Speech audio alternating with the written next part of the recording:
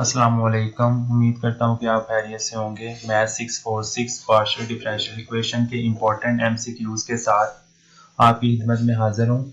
आज मैं आपको मिड के जो एमसीक्यूज हैं उनको एक्सप्लेन करूँगा।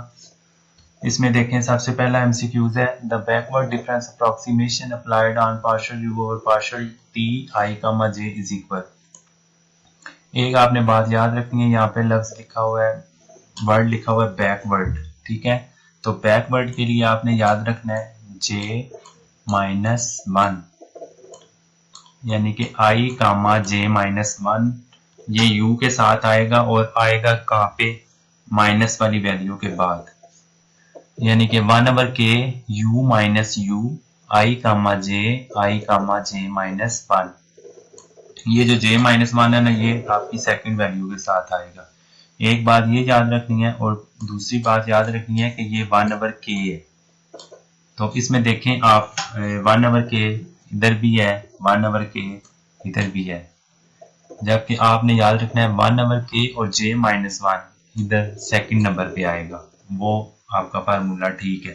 तो इसका फार्मूला है 1/k u minus U I comma J minus one. इसको आपने लाजमी याद रखना है। और अक्सर ये बैकवर्ड की जगह यहाँ पे ना फॉरवर्ड भी आ जाता है। तो जब फॉरवर्ड आएगा ना, तो उस वक्त आपका जे माइनस वन स्टार्ट पे आएगा, यानी कि पहली वैल्यू के साथ आएगा इधर, ठीक है।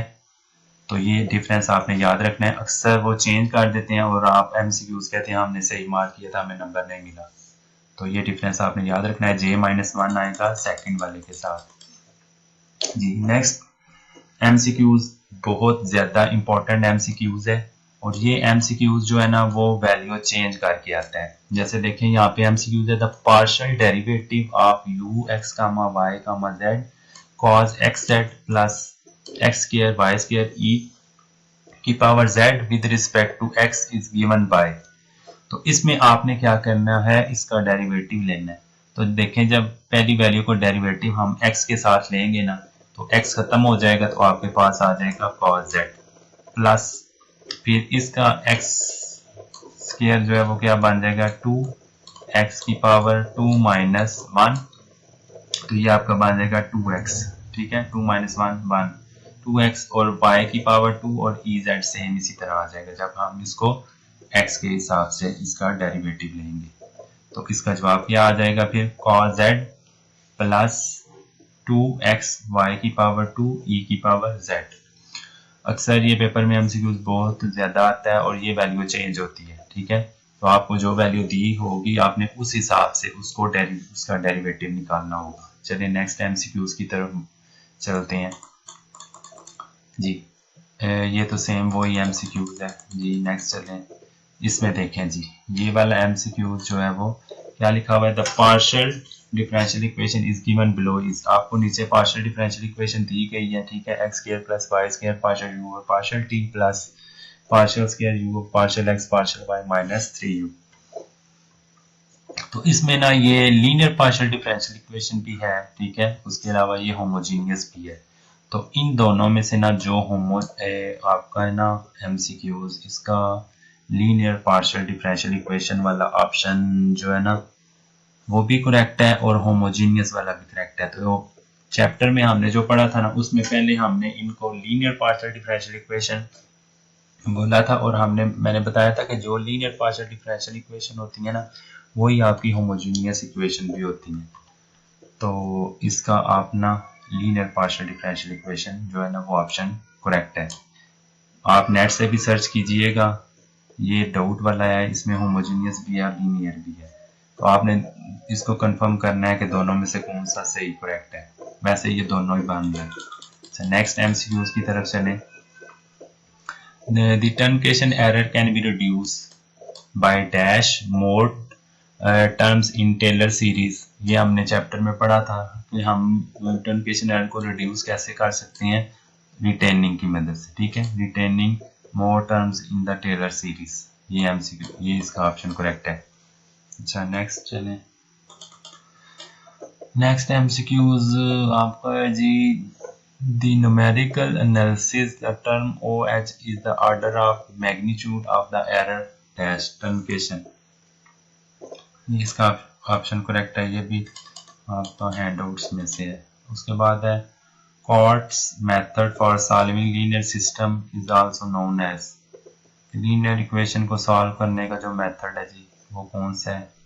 Method of factorization. ये भी आपका हैंडआउट्स में से है। मेथड ऑफ फैक्टराइजेशन जो है वो Crout's method for solving linear equation को सॉल्व करने के जो मेथड है उसको मेथड ऑफ फैक्टराइजेशन भी कहते हैं। Next, numerical scheme will be stable comparing the error dash with time does not exist। ये आपको गूगल में से ऑप्शन मिलेगा, ठीक है, इसका does not exist। जी नेक्स्ट चलें, which of the following is the main disadvantage of explicit scheme in a time dependent problem। ये लिखा हुआ है explicit scheme और इसका जो मेन डिसएडवांटेज है वो स्मॉल टाइम स्टेप साइज है। याद रखना है एक्सप्लिसिट ई से है, ठीक है, और ई के साथ एस लगा लें तो स्मॉल टाइम स्टेप साइज बनेगा, ठीक है, ग्रिड वाला नहीं है इसमें। अच्छा जी नेक्स्ट चलें, लार्ज वाले पे नहीं करना, एक्सप्लिसिट पे स्मॉल है। अच्छा जी, a matrix A can be partitions in terms of diagonal matrix D, lower L and upper U। तो इसमें आपने याद रखना है जो A मैट्रिक्स है ना, A मैट्रिक्स उसका फार्मूला है A इज इक्वल टू उसमें D diagonal plus L lower triangle plus U अपर ट्राइंगल। यानी कि इसमें डायगोनल भी होता है A मैट्रिक्स में, इसमें लोअर ट्राइंगल भी होती है, इसमें अपर भी होती है। तो ये वाला ऑप्शन जो है वो करेक्ट है। A is equal to D plus L plus U, सब में प्लस आएगा, ठीक है, ये आपने बात याद रखनी है और कोई ब्रैकेट नहीं आएगी।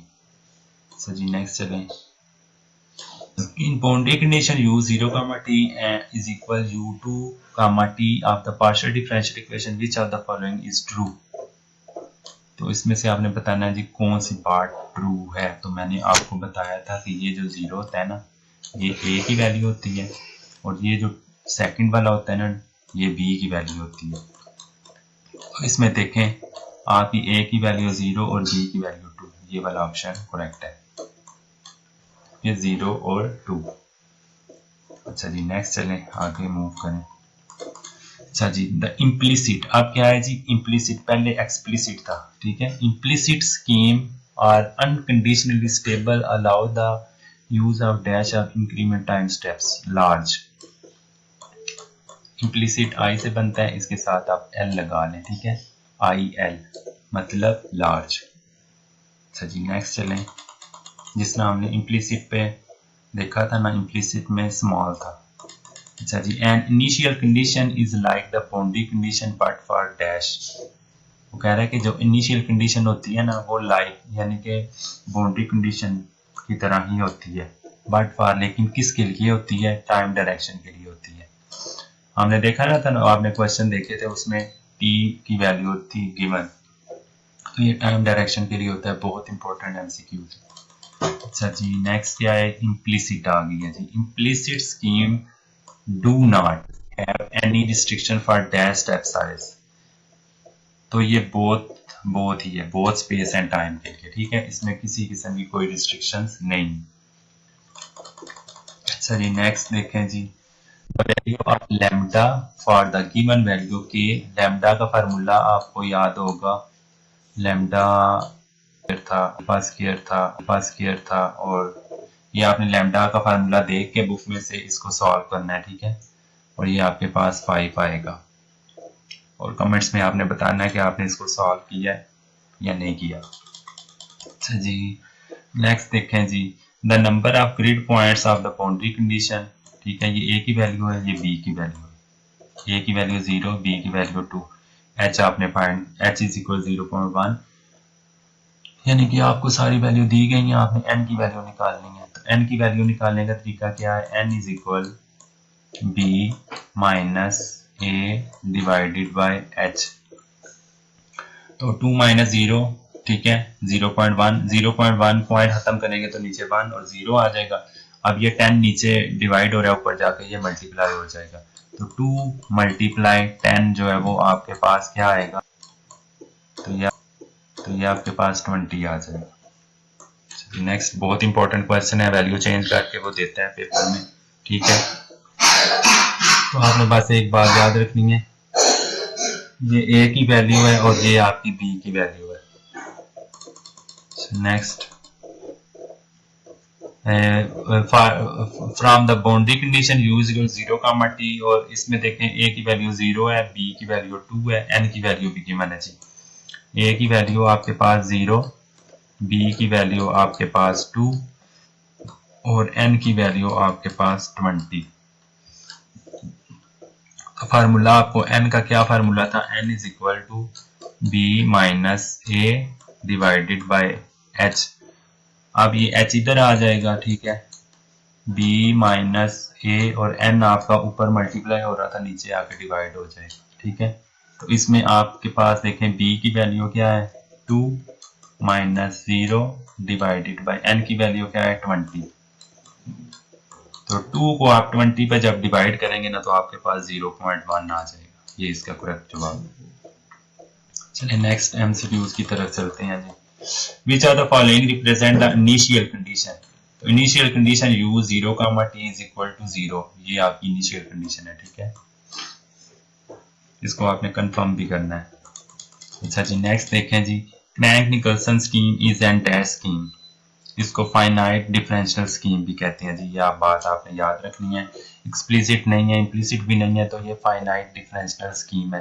Crank Nicolson CF